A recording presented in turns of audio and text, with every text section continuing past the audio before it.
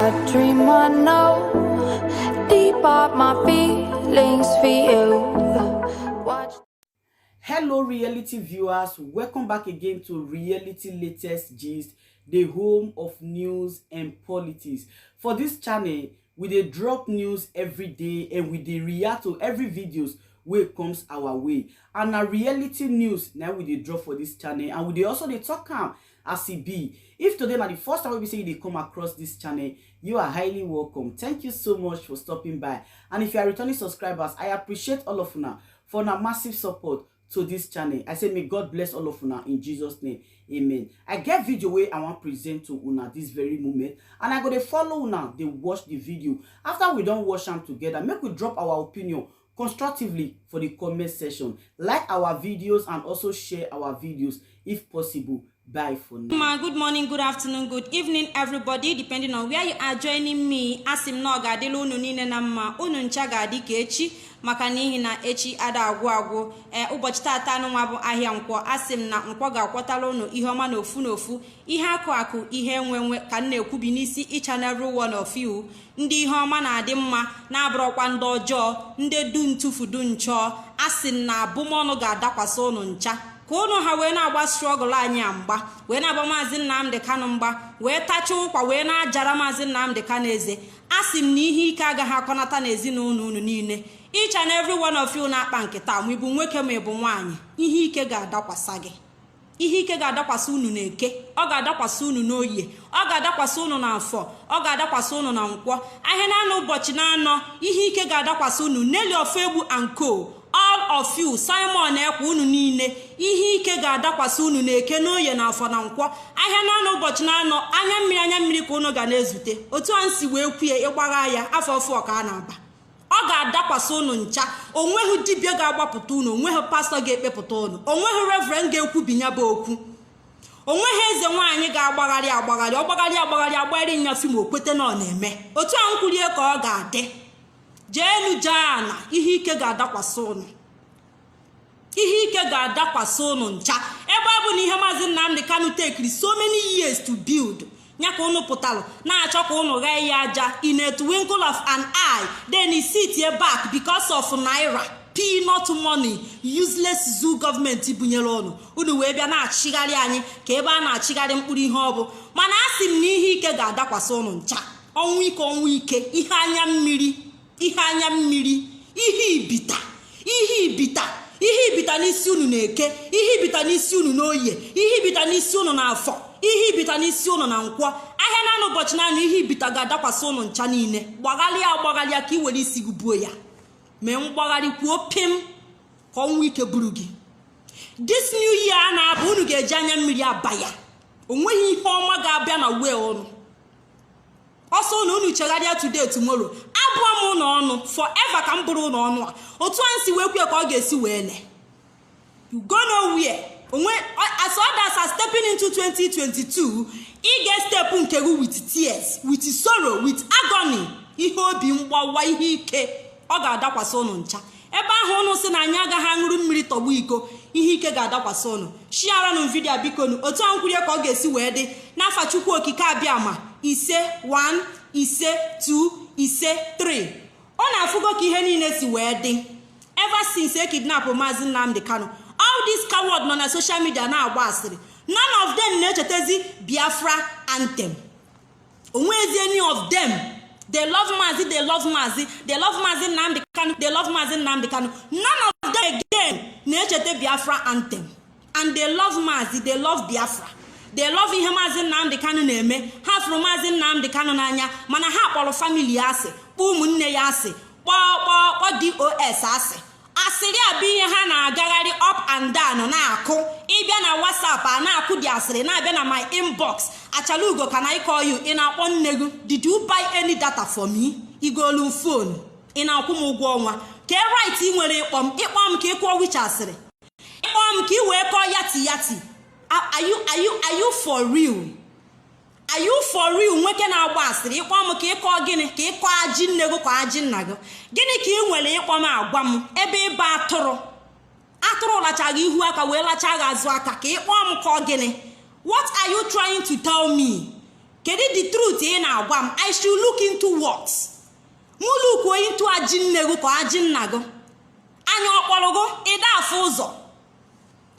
During the time sọsọ Barrister Ifeanyi Ejiofor na-eje afụ Maazị Nnamdi Kanu ama m asịrị ụnụ gbagidere na-egbugo maazị na Ifeanyi Ejiofor analụgo ego na oligo aka azụ na maazị anọrọzi ndụ na diọkpara nne gị na diọkpara nna gị anọzi ndụ ejikwere gbuo diọkpara nne gị gbuo diọkpara nna gị. O wee lụzie mgbe Maazị Nnamdi Kanu pụtara, o lụzie mgbe a na-akpọzi his brother their last born wee na-agazi Meme Kanu ọnụ ụnụ nakpuru dasị Meme Kanu na-eso eje afụ nwanne ya nwoke wee pụta dee something ever since o ji wee na-eso wee jije na-afụ nwanne ya nwoke.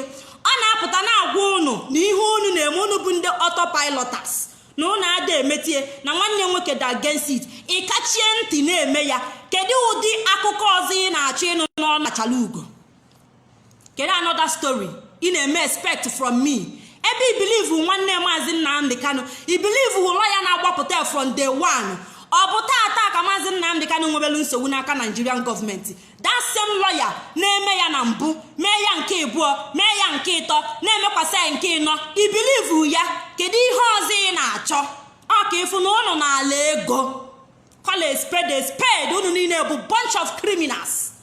Ndị ala leadership na-aga unu. Ị ga-apụta na gbadata na Nigeria jebakene mkpọrọ. Go to zoo. Ka ị baa prison ka amado na-ebu a leader na-ebu a freedom fighter. Ọ bụghị ị na your palọ, ị na hotel ebe ị na-ahọzụ, ị nọ ebe nwoke na-edina gị n'enu, ị na-asị Biafra idu alọ na-agba nne gị. Are you for real? This ending of this year nya ka m chọrọ ịpụta n'oyi unu mbụcha ụlọ ọnụ. I will go inside mkpamkpa kpaba ịgbaghalịa ebe ọsọ onwe ha alụsị ga-atọpụ gị n'ọnụ a mbụrụ ụnụ jaalụsi enu jaalụsi Abakaliki. You are fooling yourself. Otu a nkwurie a ga-asị gị chọba datụ nwata nwaanyị and you will never see me. Ị ga-anwụ n'ọnụ a mbụrụ ụnụ ncha. Ọkwa unu niile ụnụ kpachara anya out of hatred, envy and jealousy. Unu wee name all these things ka o wee dị ka unu wee scatter IPOB ka unu wee snite isi. You cannot put IPOB down to stand.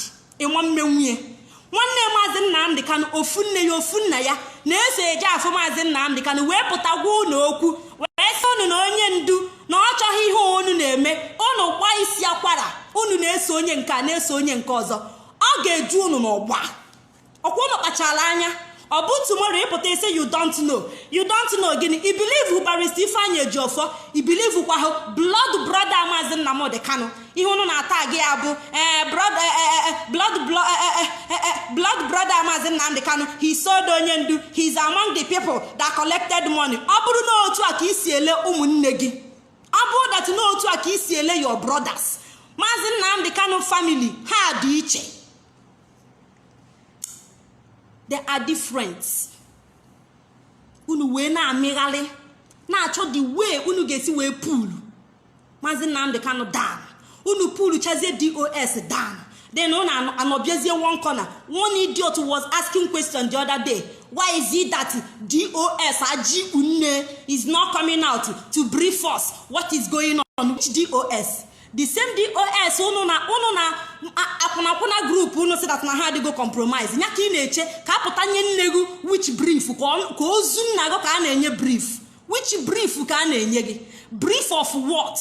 Brief of nnegu na nna go ka a ga-apụta nye gị. Ketekpa ga-agbagbu unu gbabie unu ebuo. Ifuru afọ ọfụ unu na-aba ihe ike ka unu ga na-ezute. Ifuru this year na-aba ibego ga-eji joy happiness na-abịa but ị ga-eji ihe ike wee mepe ụzọ this year na-abịa. Ifu this year, this new year, ọ ga-abụ ihe ibita n'ime ndụ unu niile. Go and mark it somewhere. Otu a nsi ekwe ka ọ ga-esi eme gbaghalị basịrị ọ dugologu too late. It is too late for each and every one of you. Ị nweghị ike ịpụta ị naghị eti 1 naira na IPOB ị na-eti shishi onweghị ihe na-contribute ịpụtazie isoro an idiot, an imbecile, Abakaliki monkey, Abakaliki mugu. Ke last time ebidoro take iwe okwu from ndị Abakaliki ndị eji wee guzu ndị Igbo. Abakaliki eji wee guzu ndị Igbo ka unu na-ene anya. Look at nwamba nsi Abakaliki pụtara ebe ịchịgharị nwa afọ Abia steeti. Onye bụ Simon Ekpa, onye bụ Nelly Ofegbu. Who are they? Ke ndị ha bụ ndị eji mezu ọnụọgụgụ ya ka unu ga-abịa kịta na-achịgharị anyị. Ihe ike ga-ezute unu ncha. Unu ga-adada wa ukwu. I don't want to know. Abụ n'ịbụ onye Abakaliki na-ekiri m here. I owe you no apology.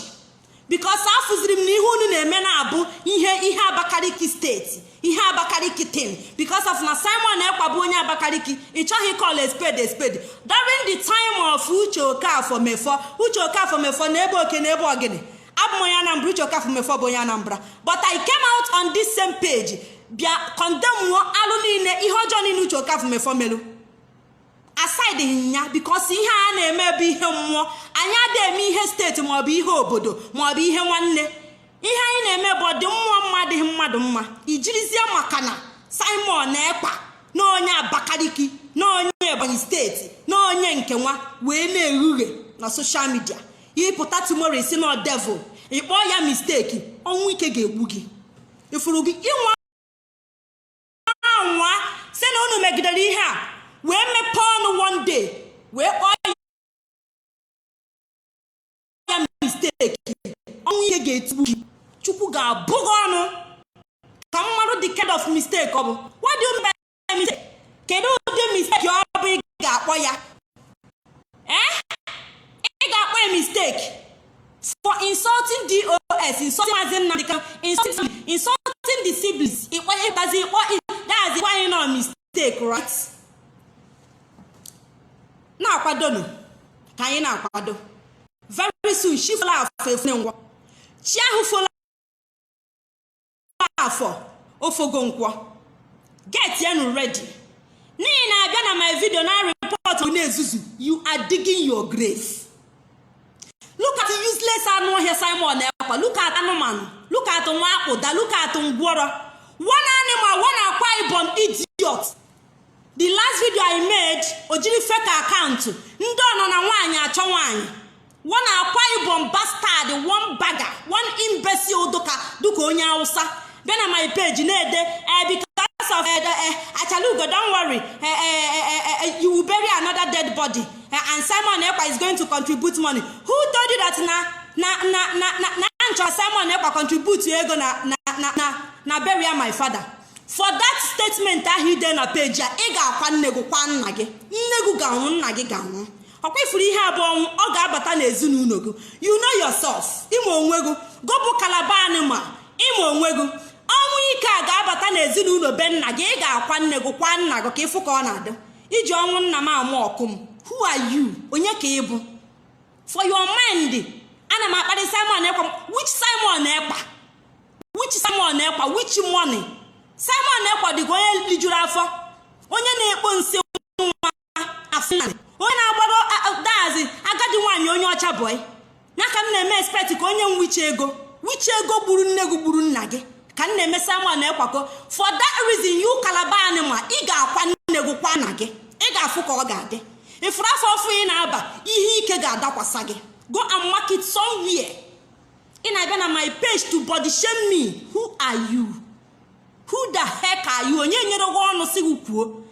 Ijiri fake account olugo the level. Ị ga-create a fake account bịa na my page ebe ịkọ m ọnụ. Otoro ga-agbagbu gị, gbagbuo nne gị, gbagbuo nna gị. Anụmanụ. Idiot. Nke ifuru iche na mmadụ ịmaghị na anụmanụ ka ọ bụ. Ị na-abịa edere m that don't worry another dead body will fall. Ị ga-akwa ozu ọzọ. Gọnwa ga-akwa dị ozu. Ị ga-akwa nne gị kwa nna gị. Ha ga-ada and you must bury them. Look at Simon.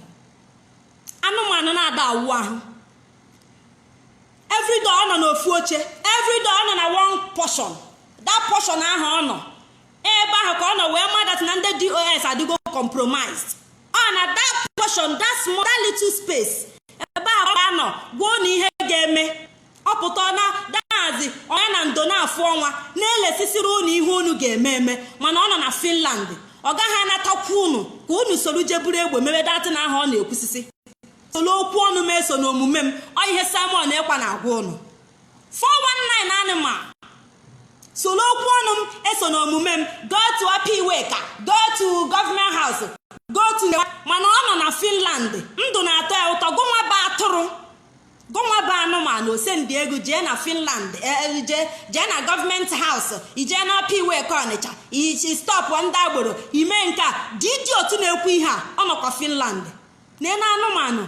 How many times ka o nyere ọda sit at home onwe tụpụrụ ya ọnụ? Ọ dị pesin unu na-ene anya ka ọ gbuo ụfụfụ. Simon Ekpa agbaghị ụfụfụ kịta Maazị Nnamdi Kanu na-anọ ha around. Ọ bụrụzie Maazị Nnamdi Kanu pụta mgbe ahụ ka Simon Ekpa ga-agba ụfụfụ. Ọ dị bizi na-erekrut ụmụ criminals a na-aba na supermarket ga na-ezu oshi. Ekwusi okwu ike isi focus ahụ ga-efopụ nne gị this new year na-aba fopụ nna gị. Ifu that focus o fopụ gị this year o fopụ nne gị na nna gị next year.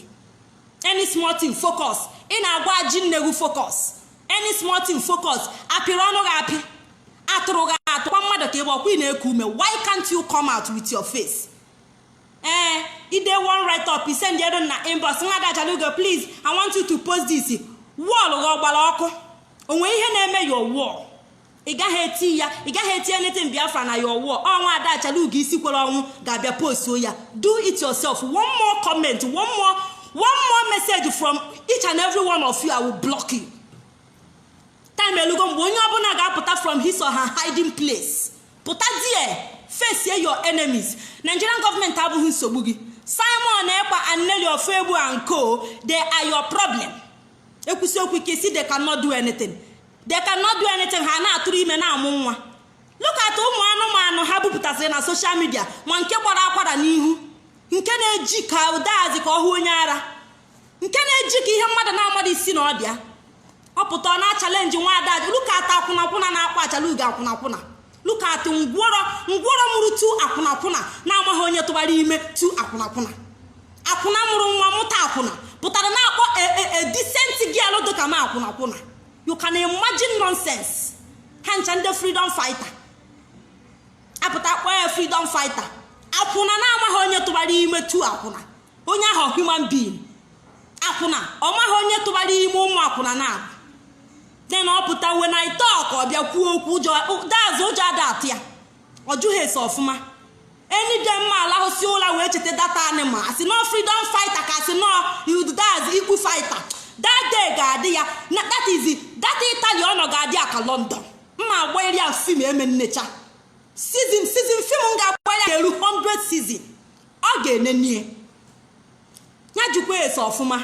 Anakwa m asị ndo, anakwa m afụ ihugu. Dazi akụire mụ na ekita nwe nwekwa ebe o si wee lu nkwọta. Not even the slippers mgba n'ọkpa okpuru hie half. Ọ na-emepe ọnụ every day. We will be gossiping. Mana ị na-eje na page Simon Ekpa ọ na-gossip with ESN, with afa Maazị Nnamdi Kanu, with ụmụnne Maazị Nnamdi Kanu ide ekwu okwu. Nelly Ofegbu every day ọpụta ọtụka aka n'ọkpa relax ya. A freedom fighter. Ngwọrọ na-achụ ihu na ma. Ngwọrọ na-achụ ihu na ma ọsọ. Nya ka unu na-ege ntị. Ọ na-asị unu idu kin. Biko share on video. Share on video. Ka ngosi m unu ndị unu na ha na-ekpokwa ube. Ndị anyị na ha na-ekpokwa ube. Ha nwa. Nnụnụ ebeghị ebe nyụọ ọgụ akpana.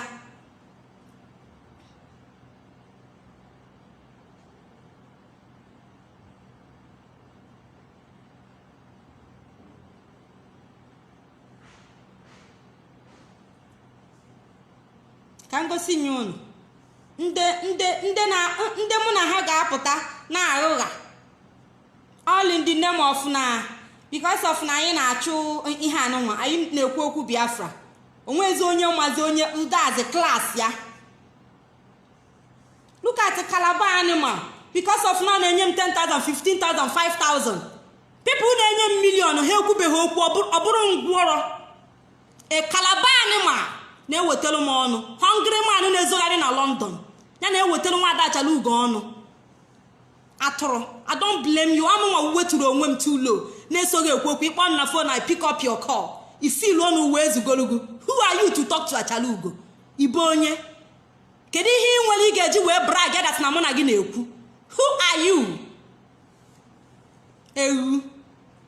you manage to see yourself na UK ifeel onu wee zugoro onye no UK na ayọghari nni onye agụụ ị na-ewetara m ọnụ. It's not your fault. Abụrụ your fault, all my fault ka ọ bụ because of na I'm stooping myself too low to talk to you. Ifeel onu ụwa as in na go na paradise. Ụmụ ewu achaluga. Don't worry, another person will die. Simon Ekpa will contribute. Ọnwụ ahụ ga-abata na be nna gị. Ifuru data ọnwụ, ọ ga-abata na ezinụlọ unu one by one. Ị ga-akwa nne gị kwa nna gị. Go and mark it somewhere. Ị ga-atụkwa na ngwa bịa. Ebe olugoro that level. Ị na-amịgharị. Mba, ị gara reply my message. That's ka m bụọ gị ọnụ. Esendịrị ngụ message na WhatsApp since emia because ịma ihe ịghọrọ, ịma ihe ịkụrụ, ikweghị ekwu pim, imechi ọnụ. Me as if you did not see my message. Anụmanụ nwaanyị na-achịgharị ka mkpụrụ amụ. Get out. Ewu. Ị na-afụ ụzọ. Anụ ọfịa. You are protecting Simon Ekpa. Onye Calabar na-eso onye Abakaliki.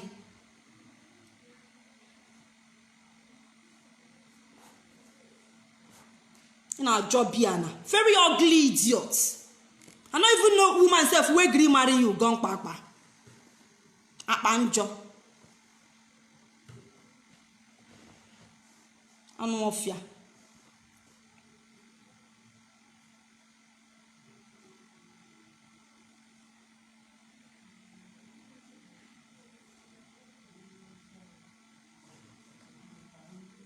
Learn from what we are giving them out. And one of those things is the way the program is being organized.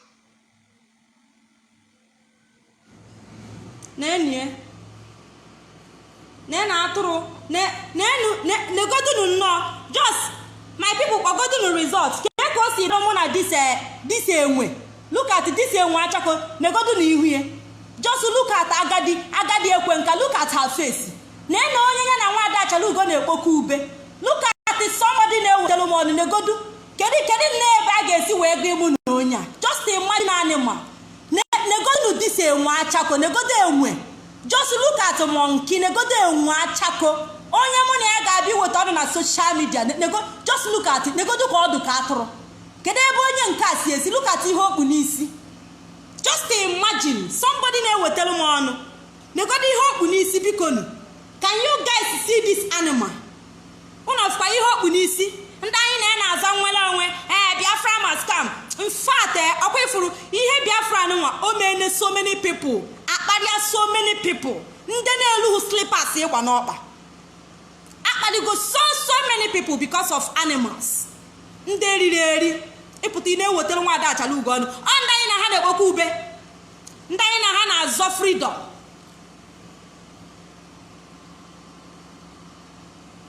Ịpụtazi gị face Nigerian government. While na ha nọ na-eme ọtọ nọ. Onweghị any of them ga-apụtakwuo okwu. Ọmụ na ụnụ ọkwa ifuru ụnụ new year na-aba anya mmiri ka ị ga-eji aba ya. Ị ga-eji anya mmiri ihe ibita ọ ga-adakwasị ụnụ ncha. Ụnụ ga-ekwete na ọ na-eme. Don't worry.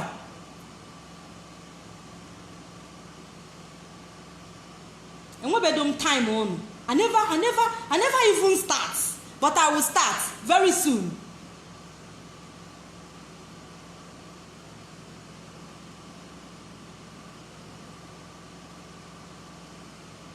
Look at ihe.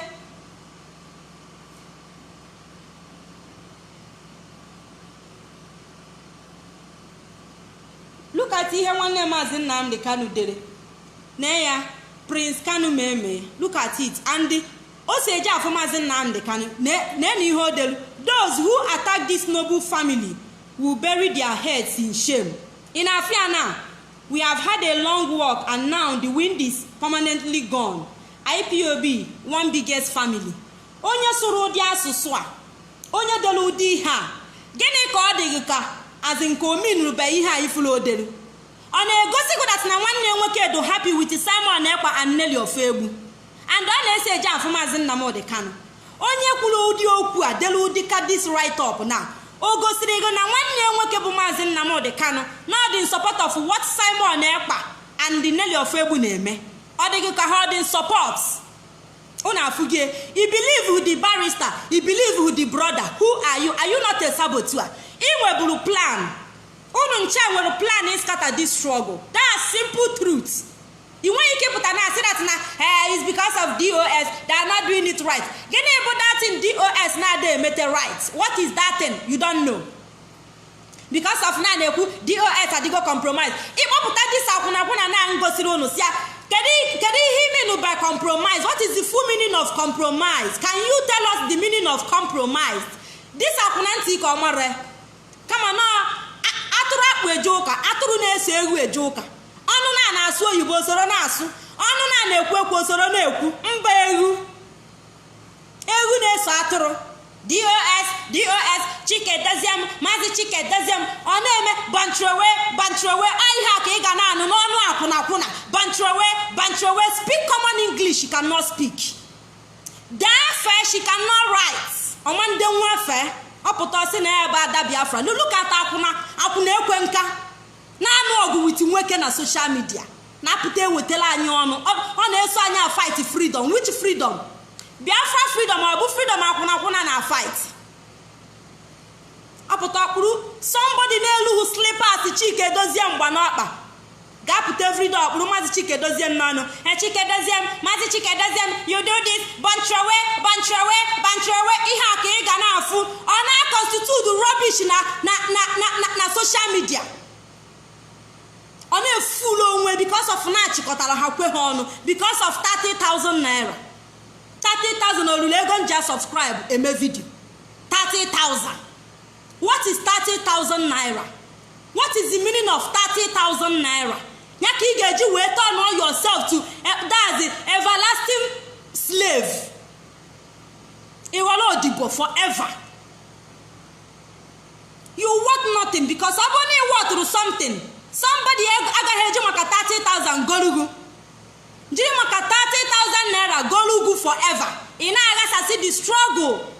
Ị na-eklem n'ịnọ n'ime. N'ịbụ an IPOB member. Na Maazị Nnamdi Kanu si people gebego ntị. Ijizie maka 30,000 wee tufuo Maazị Nnamdi Kanu tufuo the struggle. As a na-achụzi chado. Itufuo diamond na-atụtụkwa okwute. Because of 30,000 naira. Because you want nothing. That is why Nelly Ofegbu ji wee nechagha anya gụrụ 30,000 na-eko unu ncha. 30,000 eji eme gịnị? Ịkpọpụta nwatakịrị kịta na Nigeria wee 30,000 nye. Ọ gaghị asị dogu thank you self. Ọ ga na-enegha anya what is this? 30,000. Ndị mụ na ha ga-apụta na-alaghali ile. People ga-apụta like this na-asa okwu. Imagine. Useless set of animals. Ndị ohi.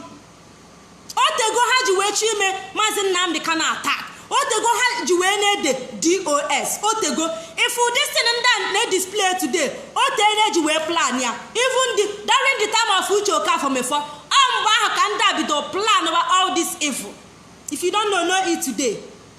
Akwa ifuru ndị anụnwa, there is no need anyị na ha ime peace. Anybody na-apụta ekwu okwu udo, don't mind that person. Nothing like peace. And that peace anyị agaghị eme until na Maazị Nnamdi Kanu apụta. Everybody get remain ebe ọ nọ. You must remain where you are. Simon Ekpa, ụfụfụ ahụ ị chọrọ igba echi gbaa ya today ka anyị na-afịa. Ị ga-agba data ụfụfụ. Ịpụta idupu Nelly Ofegbu, ọpụta na-efuru onwe, emikpuo, na-pretend you know nothing well, you know everything. Ịma ihe niile. Bido n'isi ruo n'ọdụ ịma everything. You may pretend as if you don't know what is going on. You are not Idu, you are Biafra. Kedu onye bidoro that Idu of a thing? Who started it? Kedu onye bidoro enu? Somebody mepela ọnụ sizie na ọbụrụ Biafra no Idu. Unu continue na-efole. Unu afra that na unu mụma wee na-eme this thing. And people na-eme this nonsense abụrụ ndị IPOB. Ihe a bụ ndị Nigerian government na-efulu Simon Ekpa and Nelly Ofegbu. They are the people following them. Unu do terrible. If you unu niile. And I pity all these people who agitate. All these people who nwelu page na Facebook. A na-egebu ntị na-ekwu ezigbo okwu. unu niile ka ihe a ga-ada n'isi. If all these comment section people, they don't have any case to settle with Mazi. Unu nwa ama unu nwa na-afụ n'ihu akwụkwọ, unu nwa ga-asagido na ọnụ lukwe mgbe ọ ga-eru. Ị ga-asala ọnụ gị, ịsa ha ọnụ ga anwụrụ gị enu nwukpuo, anwụrụ gị enu ikwete na ọ na-eme laghaliba niile na-efulu na round. You don't know where to follow again. Nke a bụ new strategy unu. I'm confused now. Hey, now wow, I don't know who to believe again. If you don't know who to believe, hide in shame. Ịma ebe ị ga-ebelieve, jee kụọ isi na wall. Ebe ịba atụrụ. Ebe ịba atụrụ. Ịbụ nwatakịrị, ịmazi ebe ị ga-ebelieve, ịmazi ndị ị ga-eso eso. Ịma ndị ị ga-eso, kụọ isi na wall. Look at them. These people leave my page alone. Ha kwechiri na ha ga-ahapụ my page. Any day afọ nwa Ada Ajalu ga-agbara bịa. Gịnị ka ị ga-akọ ga-eme m ka m kwụsị ikwu ihe m na-ekwu? Onye mụrụ nne gị? Your mama na who born your mama?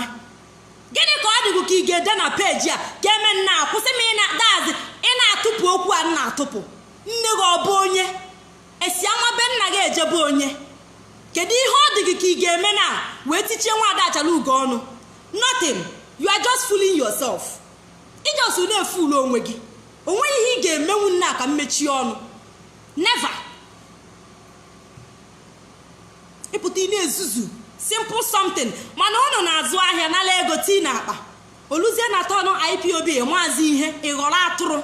Ejiri brain gị na-aṅụ garị ịpụta ị na-ajụ ada nne gị ajụjụ nwụrụ anwụ, na-ajụ nne gị ajụjụ nwụrụ anwụ. Si na ị na-ajụ nwa Ada Ajalu ajụjụ. Ị na-apụala ụjọ I don't blame you. Ụjọ anagonu. Unu enwezi respect. Na ịbaji into my inbox ebe ịkọgheri akọgheri. Ị na-akpọ m na phone igolu phone. Ị na-asọbụrụ m. What is my business with you? Ebe ịba atụrụ ugugheru jebe mụ na ndị na-eme nzuzu ada abụ m nwa afọ ka m bụ eso m ndị na-eme nzuzu ezuzu. Ama m ihe ana m eme nhughe. So you have no right ịkpọ m na phone ma ọ bụ ibe na my inbox gbara ọgwụ gị ṅụọ. Kekodu ga-esi wepụta na-emegharị up and down na-emegheri ịmaghị ebe ị ga-efolo. Mana Maazị Nnamdi Kanu pụta izuzuru bịakwa again. Ọnụ na-akpatolu disi nwa akpụda ọ na-ezuzugharị.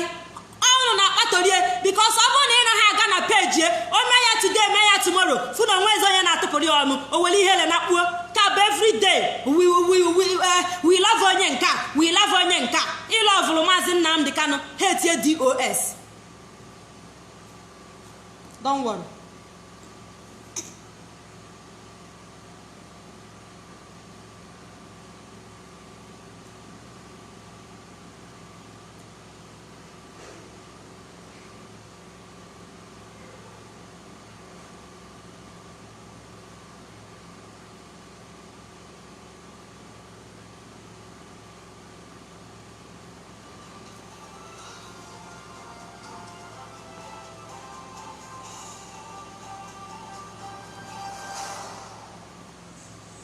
Anybody not following anything that DOS says goes. Anybody not following orders from Chike Dosium from DOS, you will be removed from IPOB and sanctioned appropriately. You know, before we remove you without knowing where you are. This time around, we'll catch you before we remove you. Anything DOS says is what goes. They will never hear this one. This one. Simon ekwa na-agbagharị ka mkpụrụ amụ ọ gaghị anụ this particular voice Maazị Nnamdi Kanu kwuo ya. Ọ gaghị anwa n'ụwa ọ pụtara si na ọ gagidere wee gaa na this broadcast Maazị play ya ọ gaghị play ya. Anybody not following anything that DOS says goes. Anybody not following orders from Chike Dosium from DOS, you will be removed from IPOB and sanctioned appropriately. You know, before we remove you without knowing where you are. This time around, we'll catch you before we remove you. Anything DOS says is what goes. What generation goes? It is when they change your topic. You must listen to him and do as he says. Block that animal, He is our deputy head of Directorate of State, led by Mazi Chike Dosiem. They are the highest decision-making body in IPOB. In that institution, they now referring to me. You understand? Oh no, no, Nelly Akuna of Wagahanu, this particular voice, Mazi Nnamdi Kanu play. Oh, so Sasri Kahana Wagari. Then I send a DOS and I have a brief for her. Haga handle this particular voice now. They will not listen to it. But to Haga now manya gali everywhere. Now manya heni na manya. Ne kukugare. None of them will listen to this broadcast. Haga hege Simon Periwana bagari up and down. Oga have this particular voice again.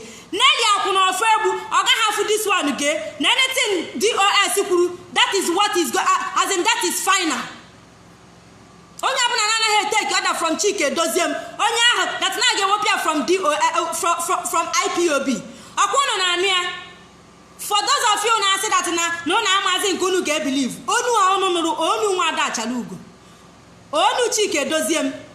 Akwono Mazi Nnamdi Kanu, continue to fool yourself. Gbagalebano, but onwu ike ga-ezute unu niile. Okwefuru unu ncha na epiogare no. Ihe ga-adakwasa unu bụ ihe unu na-amaro. Ifuru unu niile, ihe ga-adakwasa unu n'isi. Most of you na-eme nzuzu anụnwa. You are not contributing money na IPOB. Onweghị onye nwanne gị, onweghị onye nwanna gị. Onweghị ihe pastor, onweghị ebe belong. Ihe ịda after bụ ịpụta na Facebook na-agbasa asịrị. Na-eti mgbu. DOS abuna hamana na abuna Mazi Chike Doziem na prison. Will Mazi Nnamdi Kanu keep quiet? For your mind, Chike Doziem keep quiet. Hana hear anything concerning the release of Mazi Nnamdi Kanu. Sirieji weji do no no. Tiwoza. Simon Ekpasi from Finland ebobi. Na Nigeria jebule egbe. Solo nu lead bono. Okwasi no abu leader. How many times Mazi Nnamdi Kanu Natana in Nigeria lead the struggle? Let Simon Ekpa come down. Of course, not Mazi Nnamdi Kanu's disciple. Nya Natana Nigeria je sorono bugadi wewe. Nya Natana lead the struggle. Nelly ofegwa hapa America ebono Nata Nigeria lead your own na the struggle. Aka a leader si emihe. That is how Mazi Nnamdi Kanu si we na-eme since all these years. You can't just stay in your palace na Finland na amanye onwego se ni na-ekwu okwu. Exposure get release Mazi Nnamdi Kanu. Exposure get nyanyi Biafra, Mr. Man. In another place, they deceive animals. Nde Fulani to balu nde hime amwa. You need deceive her. Do this. We need to sit at home. Simon Ekpasi from Finland they be no nata. Na Nigeria jeme sit at home. Go and conduct it. Jeme sit at home. Abe here na Finland they na amanye onwego. You need to fool yourself. Come down. Come down to Nigeria ka ijeli dibe ha. Egbe ahi na-ekwu okwu tigwozogbu ahi ị chọrọ na ata na Nigeria ka ibulu egbe. Ịgabazie he sobego n'azụ. Ịnọla ebe ị na-alaghali ile ọnwụ. Ị na-akọgheli, ị na-enye ọda. See from Finland nata, jee na P-way ka Ọnịcha. Just stop under from in attacks. Don't be a coward. Nata abụghị nọ ebe ahụ ị na-ezogharị. Mazi Nnamdi Kanu afụfụ na ata today iji gosi go that nwa bụ a leader. Likewise you, ihe leadership na amasị go, ị chọrọ ịbụ a leader. Ị chọghị nọ under DOS Simon Ekpa. You don't want to be under DOS. Ngwa were onwe we na Nigeria, we nata onwe gị. Were onwe gị ka iwe tute na Nigeria ka ije lead the fight. Otorapụ ọgbọgbuo gị. Come down. Stop deceiving people. Anụmanụ. Ị nọ ebe ahụ ị na-efulu onwe gị. You are feeling too big. Mkpakọ buru ụzọ ọdịda eso ya. Ibugocha na onwe gị enu. Ifu gị ebe ị landịrị onwe gị. Ifu gị ihe mere onwe gị public assault. How many people na-ege gị ntị na? How many? Mmadụ na onye na-ege gị ntị. Ị bịara destroy. Ị chọrọ ịbịa rie n'ebe na-eru họ. You want to come and reap where you did not sow. You are a criminal. Ịbụ onye oshi. Gbaba asịrị. Dimkpa na-agba asịrị, nwoke na-agba asịrị. Ifele ada eme gị, ifele eme ozu. Every day na-aya go na social media na-amịgharị. Imiri je ebe a, imiri je ebe a. Ị na-alagharị ile ọnwụ. Ọnwụ ga-egbu gị ihe na-alagharị ile. Nwa akpụda Abakaliki ka abịa dazi aya ndị bụ mmadụ ayakwa onye na-alacha ike nwaanyị onye na-ekuru nwaanyị onye ọcha nwa ịfụ ha agadi nwaanyị ọgbọ nne gị jere nụọ ị na-anụ nwaanyị ịfụ ụmụ pịnapịna ije nụrụ onye nke ga na-enye gị nri lazy man ya ka iji wee pụta na social media na-ekele m that ị na fight for freedom. Which freedom? Onye kpọpụta gị? Who selected you? Take oath mba to others na IPOB mba kọpọ ga ama mgbapepụ mana ị na-eme welcome ahụ ga-ewezuga gị this new year. That welcome ga-eri isi gị. Welcome every day. Welcome ị na-awụyala ị na-amịgharị. How many times ka Maazị Nnamdi Kanu pụtara na-eme welcome otu a ka ị ga-esi achị ọchịchị gị ọbụ otu a ka ị ga-esi wee lead ụmụ anụ ọfịas ndị eliri eri.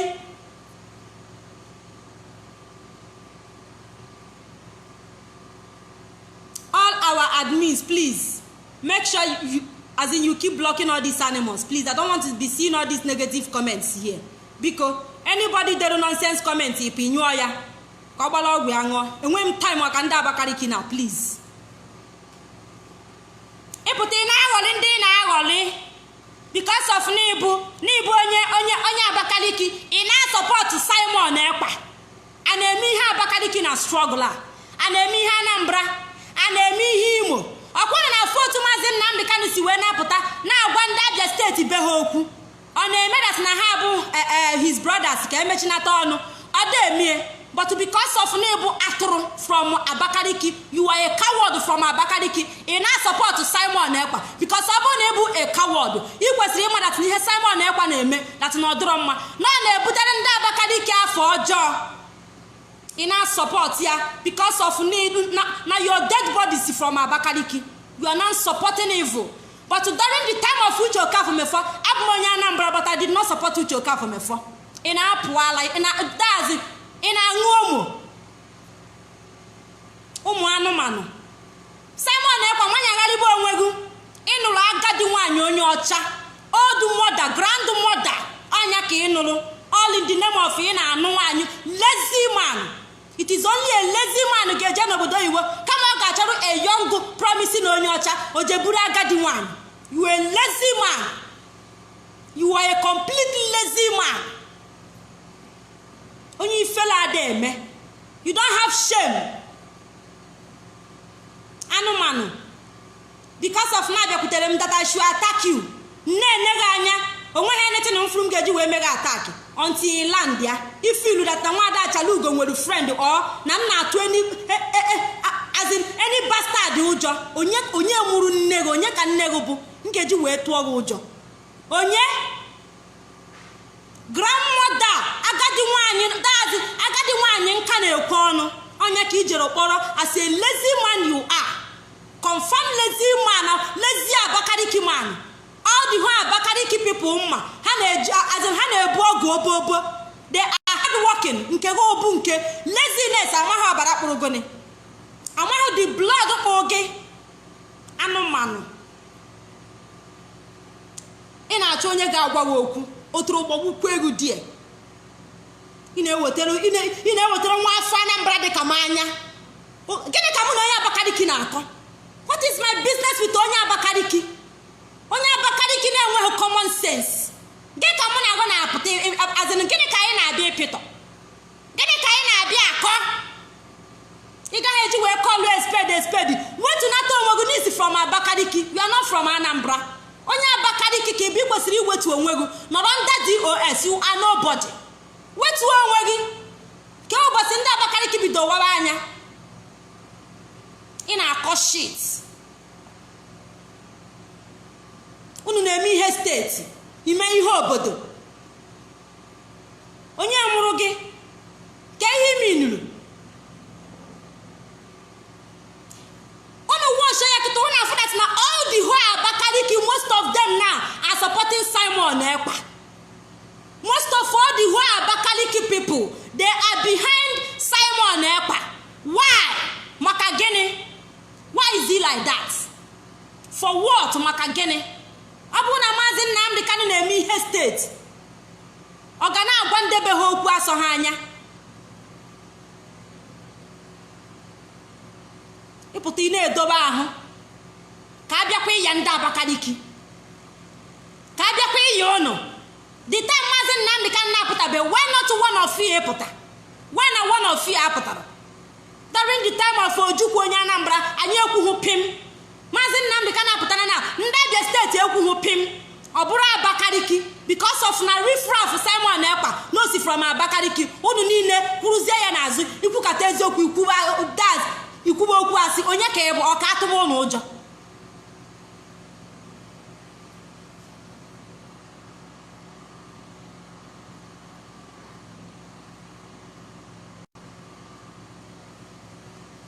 atụọ ndị bụ mmadụ ụjọ ọ bụrụ ndị Abakaliki ọ bụrụ Simon Ekpa Chukwu kpọọ gị ọkụ di kpọrie gị akpọrie ndị ala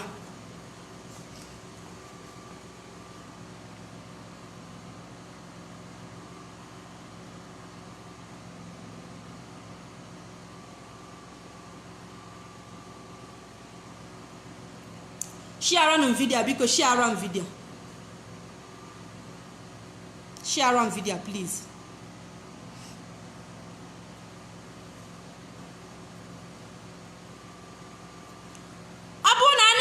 steeti ịmadat na Maazị Nnamdi Kanu ihe a niile ọ na-akpọrị ndị Abia steeti ọ gaghị na-akpọrọ ihe ọ bụ na-eme ihe steeti mgbe Uche Okafọ mefọfọkrụ ọp akaghị m ịpụta na peji Abia kpọrịa ya akarị m ịsọpọtụ be ya kpọtụba unu pụtazie kịta because of na Simon Ekpa si Abakaliki unu kwụ ya n'azụ for what maka gịnị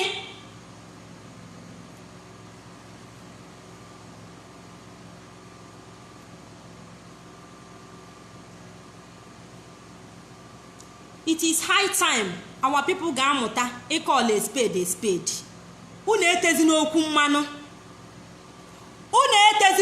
mmanụ is high time ịpụta ikwu eziokwu kpọọ ihe ọjọọ kpọọ alụ emezina na onye abụ nwanne gị na nna gị na onye a si ofu ebe don't do that call that your brother si na ụzọ iyi na-esi na ọjọgburu onwe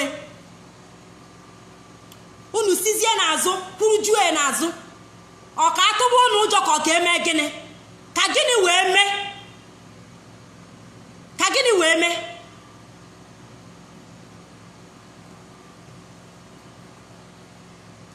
don't worry ka Maazị Nnamdi Kanu jechaa pụta ọsọ gbado n'ubi ji ọ ga-agba n'ubi ede go and market somewhere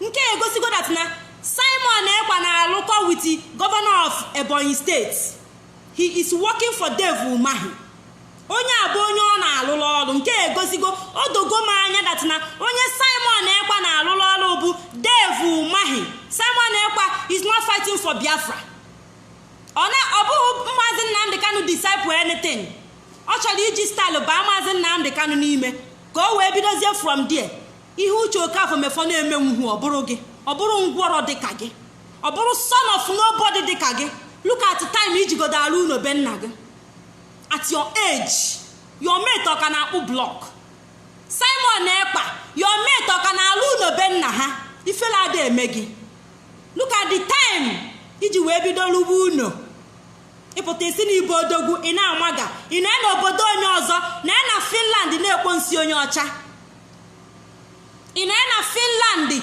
na-ekpo nsi a 80 years old woman all in the name of nino na marriage ifela ọ na-eme gị ịchọ ka nye gị ọnụ ifela ọnụ ahụ aga m enye gị adị nta amantọ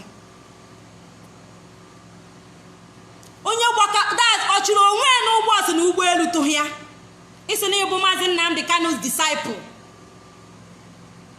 gịnị mee gụje na radio Biafra broadcast ba ịgbachighị azụ actually your platform so that you will not have say again so ị nweburu plan B na this struggle kedu onye gwa that na ọ bụrụ na analogụ your platform that na o nwere ihe ọjọọ a ga-emegu who told you that gụbụ ekwensu you are a devil ijighị obi gị niile wee na struggle a na ha chọrọ analogụ your platform they will shut you up na gịnị imenu shut you up are you not on radio Biafra on ị nọ na radio Biafra anago put your platform that na short go up ịpụta na Facebook create ọzọ o nwere onye nwere elugu Facebook ọ ga-asị gị no ni create bugo a first platform na ịman create is again a ga-agwa gị ya because of ni nwere evil agenda na this struggle onya ka iji wee pụta gosi onwe gị asị go drop your platform go and broadcast na Radio Biafra eju ị na-agbagharị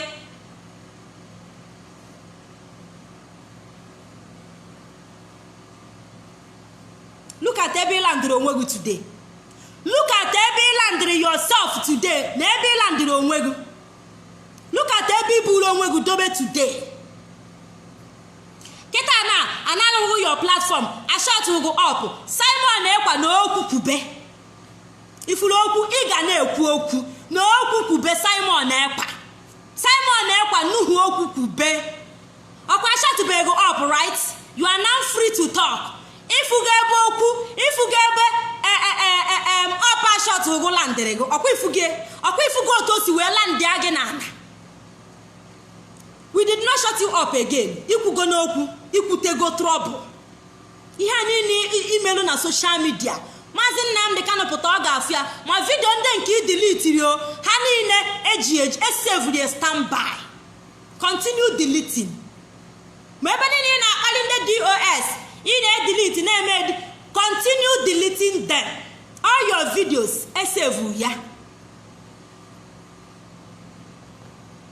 Cletus, so one more question from you, I will block you. In our real agenda their page. Never you. Don't write that rubbish again. Maka me block. Oh, na asiri akono gade mwe. Ana ekwu ihe do mkpa ina agbagari asiri. You thought with as in you thought na jinnegu so them. Iche na jinnegu so them. You are mad. Ina bia jum silly question. Anụmanụ share no video abiko share the video akwa ifuru unu niile I no send una akwa ifuru gị any hand iji pụta now will follow you up you are not feeding me aka ọbụna iji wee pụta now I will use it to follow you people adịm eme nkụja ị na-eme anya akaliri m okwu nkotere nkụja ka m ada eme ana eme nkụja ịnania aka ọbụna iji na akaliri m egwu nkụja chukwu kpọọ m ọkụ kụja afọ hụ onye ka ebu kedu ebe ị nọ ọkwa otu ihe ha na-akọ nwere ebe ọzọ ịfọrọ did you remain somewhere o nwere ebe ọzọ edobelu your path ọkwa just like this ma gbara unu film unu ekwete all of you bido n'isi unu ruo n'ọdụ unu I will on film for all of you ụmụ anụmanụ iche na IPOB bụ ebe ga-apụta yi ala na kpuo onye ka ịbụ ifuga ebe landry yourself ọ bụrụ na submit this platform mesia iputuru onwe gị into ikali nọ n'ime today mkpakọbulu ụzọ ọdịda ese Simon Ekpa na-ewu na ana ịdago ihe ị na-agba ị na-ahịara ihere ịmadatinitigo jadajada ife ozi shishi onwezi ebe ịfọrọ itinye n'etija look at you akwa ifuga ebe ị landịrị anya afuga ebe ị na-eje ịpụtago fu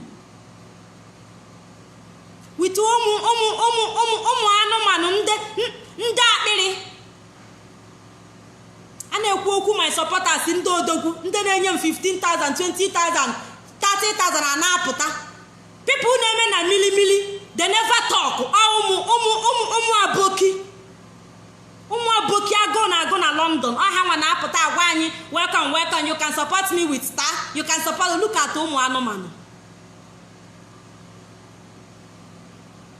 Samson, one more comment from you, I will block you. Don't tell me who to insult. I will block you. Be warned. Don't come here to correct me. Go and open your platform and run it the way you want. Don't come here to correct me. Be warned. Don't provoke me.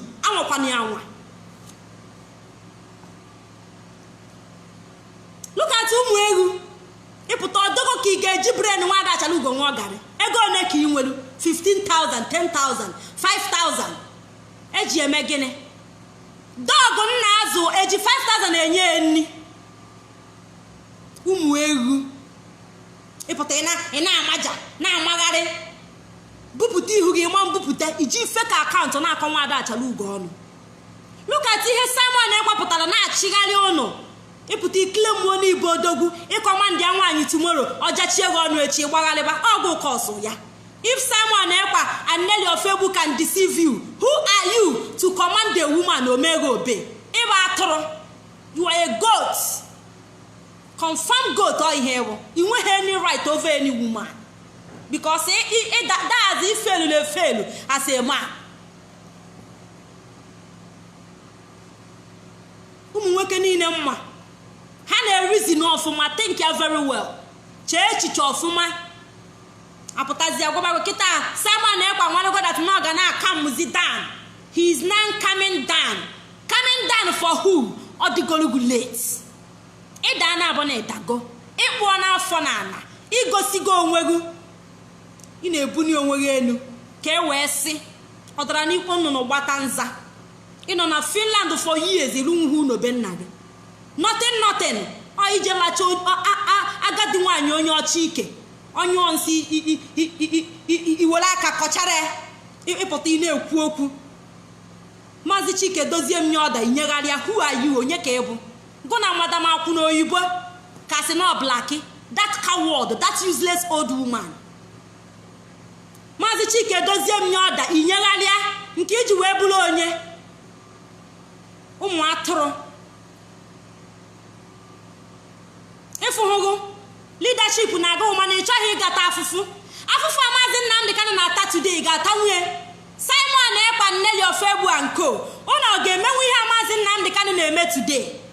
Maazị Nnamdi Kanu nwere ofensi ọ kọmiti ọkwa sọsọ ofensi ya bụrụ na ya chọrọ Biafra. Onye ka ọ na-azọtara ya? Ọ na-azọtara Kanu nta Kanu this Biafra. Ọ na-azọtara Emmanuel Kanu this Biafra. Ọkwa mụ na gị na-abụ ka ọ na-azọtara ya. Ọkwa me and you ka o ji maka ya ata afụfụ a. Ọ na-ata ya maka ụmụnne nne na nna ya etidogo because of Biafra. And ọ ka na-ata afụfụ na-aga ọ bụzie maka na-ekidnapụ ya. And ụnụ the last broadcast o mere na anything DOS kwuru bụ the final. Ụnụ na-agbagharị ị na-eso Simon Ekpa ị na-eso Nelly Ofegbu. Simon Ekpa pụta onye ọda DOS kwuo Simon Ekpa ekwugharịa ị na-eso kịta kedu ebe Simon Ekpa du na-aga. Most of you keep one quiet. You don't need to keep quiet. You need to come out full. Ka anyị nwale ihe ikwuru na nke n'ikwu ka ọ hapụ ịbụ that day ibi defend onwe gị. Ama m ụnụ ncha niile o nwere ike that day emepụta si thank God afụrụ m ebe ndị a na-aga nsigodo ka nsi itie danụ ka m monitor ha otoro ga-agbagbugu that day. Come out now and talk. You don't need to keep quiet because if you go na ụzọ unu zuzuru na-aga ụzọ adịrọ. You are now waiting for Chike Dozie to come out and give order. Let them come and brief you. And a brief you. Ego ne kiti go na IPOB. How much did you have? Ego ne kan negutile. Ego ne kan nagotoro. How much? How many of you naga IPOB meeting? Who the heck are you? Agaji we be brief you. And a brief you unto that ni bonye. Who are you? Agaji brief you. Ke hi na choke brief you. Ebe Simon Ekpa unu na-eso si na ya ma date Biafra ga-eji abịa. What again are you looking for? Na kpojela ahụla Simon Ekpa si na ya ma date Biafra ga-eji abịa. Go and sleep and leave DOS alone. Hapụ ha aka. Solu Nelly Ofegbu. Ọ bụ na ọ dịghị mma isolu Simon Ekpa. Ị nwere two masters. You can follow anyone. Ọ bụ na ị chọghị ifolo ijiri nwayọọ na kpụ ụla lahụ ụla. Maka na Simon Ekpa ọ sị na ya ma ụzọ ọfụma and na ya ma the day Biafra ga-eji abịa. Kedu why are you worrying? Ke ihe ị na-worry gari around? Ndị eriri eri when I speak ị bịa gbaghalịa. Nkwu okwu ị na-amanya kedu ihe na onye ka ị na-eyija ọmụnwa? Adị gị ka onye ị ga-emenye ija? Ụmụ anụmanụ ndị mụ na ha na-ekwukọ okwu ịpụta isi n'azụ na wolum na gossip because of Simon Ekpa did not contribute money for your father's burial. That's why you are attacking her. You are attacking him. That ọnwụ ga-abata n'ezinụlọ gị before next year na